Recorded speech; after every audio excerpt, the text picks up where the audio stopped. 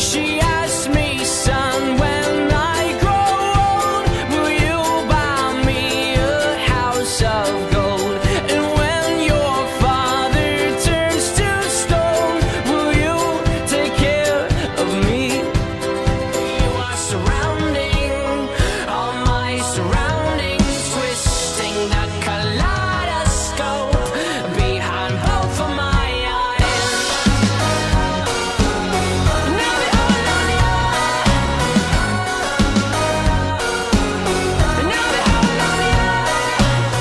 That was the incredible sound of American duo 21 Pilots. They'll be playing at the Institute in Birmingham on the 19th of February.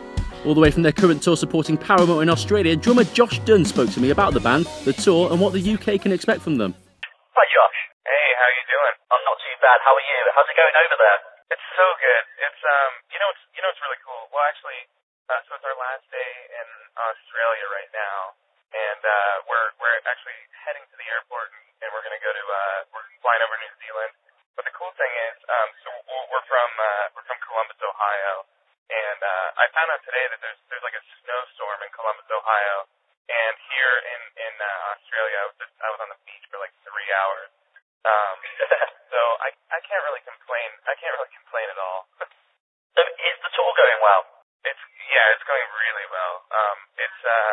I think Tyler and I always kind of pride ourselves on being a pretty hard working band. We like to work hard because it feels good and rewarding, But I have to say this is probably one of the easiest tours that we've done. And the way that it's set up by everybody who kind of does their respective things, setting things up, has made everything very easy and pretty turnkey. And so it's awesome. It almost feels like it's like a little vacation.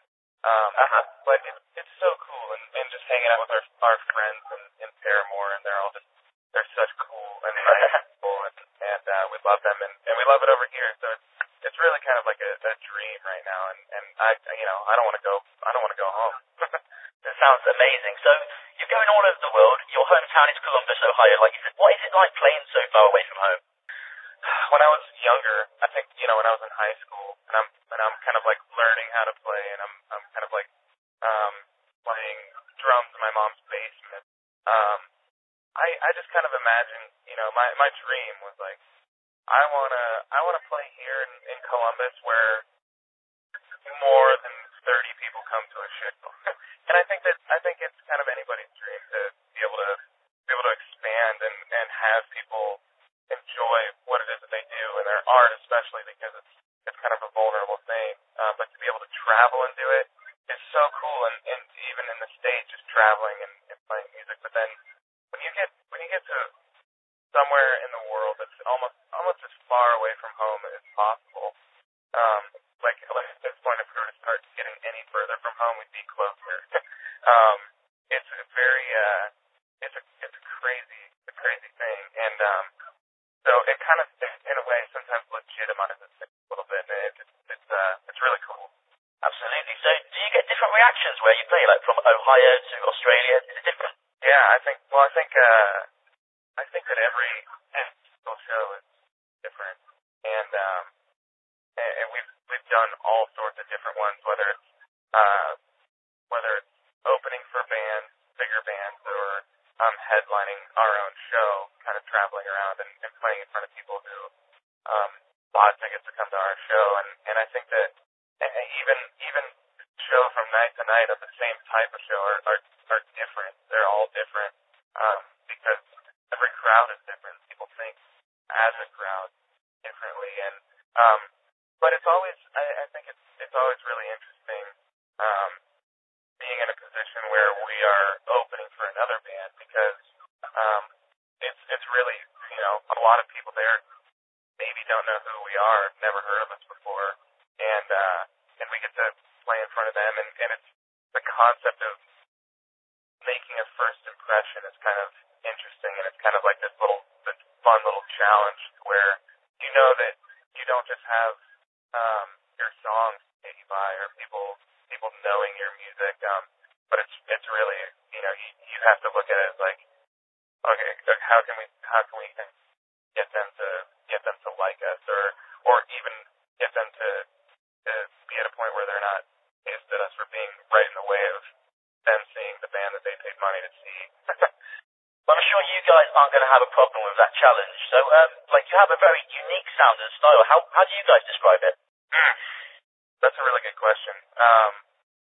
When people, people ask me to describe the music, I never really know. I never really know how to say that, how to explain it. But I would say, in the words of the great Louis Armstrong, there are two types of music. There's the good kind and the bad kind, and I believe that we're the good kind. So, in the UK, you guys are one of the new talents of 2013. You released your album Vessel that hits in September, and your single Holding On To You was one of Zain Lowe's hottest records. Were you expected to do so well over here? I think that I think the UK is a place that I've always, ever since I was a kid, I look up to that culture of music so much. From the artists over there that have come from there, all the way down to the fans, and I have such a respect for the people who make music and listen to music over there, and along with that, I think that I feel also intimidated a little bit. So I feel like every time we go over there, we're both kind of like, oh gosh, I hope that people come to the show, and not only that, but I hope they like it. And so to last time we were over there, we met Zain and did an interview with him, and he's what a cool guy, and to be picked on his list for the hottest record. I'm not the same as Zain, unfortunately. I think so far you're right up there. Thank you very much. Well, this is going to be your first ever UK headline tour, right? Yeah, it is. Yeah, I think we've been over there 2, maybe 3 times, and just kind of done a couple shows, but it hasn't been anything where it's kind of like a bona fide tour, or anything like that. So this actually is the first time that we'll be over there, first time on a headlining tour. So it's really exciting, and I think even when we first started out, and we're traveling around kind of like our home state or very close to it, it was never a situation where we kind of had like a agency booking us or people who could tell us, this is how many tickets are sold, and we kind of just show up and be like, I hope somebody's there. I hope we can play tonight for people. And so now kind of like going over there and knowing that a lot of these shows are already doing pretty good, it's exciting, and I think I'm gonna play the same for 5 people as I would for 5,000 people, but I'm really excited to be over there and kind of leave these venues and leave these shows feeling like I was a part of something with all these people over there, and it's cool. Well, you played at Reading and Leeds last year, and you've only played a handful of shows over here, but you've got quite a following. I've been asking around, and you have got quite a few fans here. What can they expect from your live show when you get here? Well, the show is it's just 2 guys. Tyler plays piano and sings, and I play drum. And ever since we very first started this thing, we've always been very aware that a lot of bands have more than 2 people. And so we've really tried to make up for the fact that we don't have those extra band members by being as energetic as we possibly can. And then we're constantly kind of like trying to think of different stunts or ideas of things that we can do to try and gain people's attention or kind of do something different than the standard rock band thing, or kind of just like stand there and play music and hope that people think that we look cool. And so I think it's just we want to be energetic, and we want to invite people to be a part of it with us. If they don't want to, that's fine.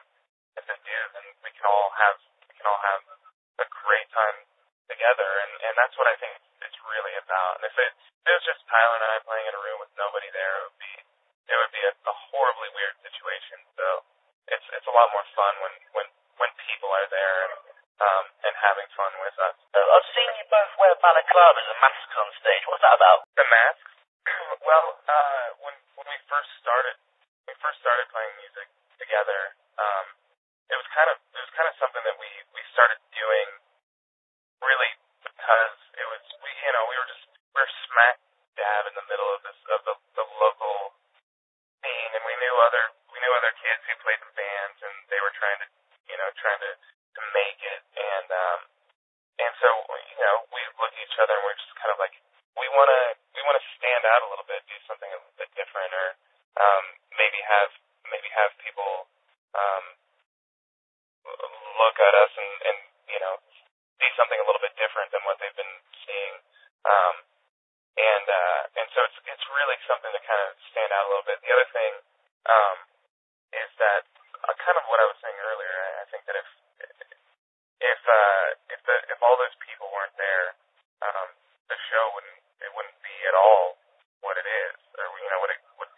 And so I think that kind of the concept of facelessness is kind of cool, because it's not necessarily putting the focus on two guys on stage, but it's really just it's about a room full of people, and I think that a mask represents a little bit of facelessness, more than kind of us promoting our faces or our bodies on stage. So that's kind of where it initially came from, and now I just enjoy wearing it because I'm insecure about myself. So having a mask can help. Okay, I get that. And Josh, I've heard you like to backflip at every show. Is that true? It is. Yeah, I still don't know exactly what I'm doing, or if I'm doing it right. But I think I mean, I haven't broken any bones or anything. I know I'm not supposed to say that because it's bad luck. But yeah, there's one day actually we were playing a show, and it was kind of like one of the gymnasium type things with a stage, and they had the gymnastic mat, and we had time before the show, and I was kind of standing on stage and trying to backflip off the stage, and Tyler was helping me spot, and I got it, and so I was kind of like, I want to do this in a song, and we just practiced it for hours and hours, and I did it live one time, and decided I wanted to keep doing it, because that was another one of those things where it's like, okay, this is a little bit, you don't see that very often, people backflipping, or Tyler will climb something, and it's just stuff that's not only trying to get attention from people, but it also just makes the show more fun for us. So it's good, and it's a challenge sometimes too, because sometimes we'll play venues where either the stage is smaller or our stuff is closer together, and I kind of have to figure out if I'm going to be able to make it without landing on my drums or hitting a ceiling or something. So it's fun. It's a challenge every night, and I enjoy it. Well, it sounds like an incredible show. We won't give too much away right now. People will have to experience it for themselves. That's Josh of 21 Pilots. They're playing at the Institute in Birmingham on the 19th of February. Don't miss them. Thanks a lot, Josh. Yeah, thank you. It was great talking to you. That was Josh Dunn, who is the drummer for American duo 21 Pilots. In case you missed it, they'll be playing at the Institute in Birmingham on the 19th of February. I'll be there. Make sure you are too.